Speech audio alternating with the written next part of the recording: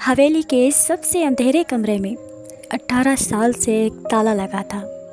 लोग कहते थे भूत है, लेकिन अंदर एक जिंदा लाश थी जिसकी गलती सिर्फ इतनी थी कि वो पैदा हुई थी। सेठ यूसुफ ने अपनी बेटी आयशा की शादी अपनी पसंद से अपने कारोबारी दोस्त के बेटे से कर दी। आयशा राज़ी नहीं थी, पर अबू की इज्जत का सवाल था।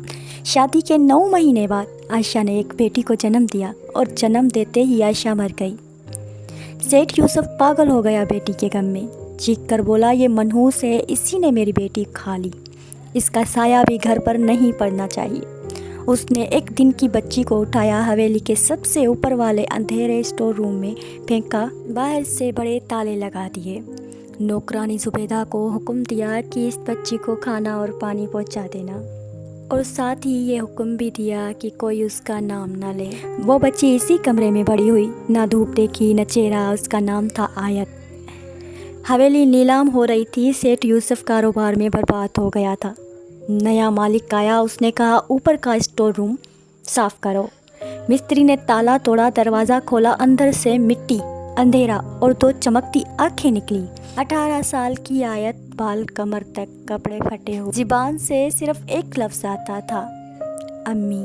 नए मालिक का दिल दहल गया। पुलिस बुलाई, सेठ यूसुफ को गिरफ्तार किया। कोर्ट में जज ने पूछा, आयत बेटा, अपने अब्बू को माफ़ करोगी?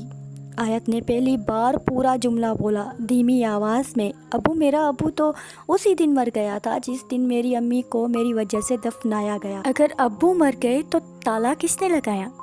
सेठ यूसुफ चिल्ला कर बोला, मैं जालिम नहीं, मैं मजबूर था। आयशा को बचाते बचाते खुद मर गई। फिर उसने सच बोला। आयशा को शादी से पहले ही दिल की बीमारी थी। डॉक्टर ने कहा था माँ बनना उसकी जान ले सकता है। फिर सेठ यूसुफ ने बेटी की ज़िद और अपनी इज्जत के लिए ज़बरदस्ती शादी कर दी। उसको लगा सब ठीक हो जाएगा। आयशा की मौत का जिम्मेदार आयत नहीं, सेठ यूसुफ खुद था। उसने अपने गुनाह को छुपाने के लिए एक दिन की बच्ची को मनहूस का लक़ब देकर ज़िंदगी को ताला लगा दिया। ताला आयत की ज़िंदगी पर नहीं, सेठ यूसुफ के गुनाह पर लगा था।